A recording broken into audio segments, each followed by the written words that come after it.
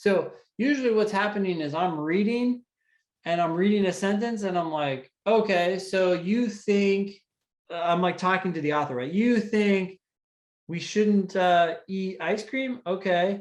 And then I'll read the next sentence and it's like, and this is why ice cream is so good for you. And I'm like, oh, wait, whoa, whoa. I thought you were saying we shouldn't eat it, but here's now you're giving me a reason why we should. So maybe you're giving both sides, right? And so I'm anticipating where the author is going with this passage as I'm reading sentence by sentence.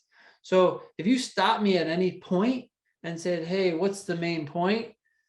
If it's not been expressed yet, I still might be like, well, I don't know for sure, but the authors seem to be going in this one direction, then they went in this direction. So I'm kind of waiting. I'm waiting for the main point. Where's the hammer gonna drop, right? Where are you gonna land? And if the main point's already been given and now the author is providing evidence for that, I'm just like, oh, okay, yeah, I clearly see that you want us to eat ice cream and now you're giving me the reasons why, right? So instead of thinking about it like, oh, I got to read a paragraph and then summarize that paragraph, and then I got to read another paragraph and I got to summarize that paragraph, and then I got to summarize the whole thing.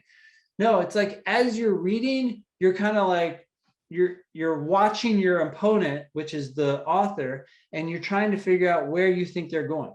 And that means at any point in the passage, you can stop and say what you think either one of two things, what the main point is, because the author's already said it and you're pretty confident about that, or what you think the main point is likely to be, given the fact that maybe it hasn't been said yet, but you're anticipating where you think the author is going with what they've said already.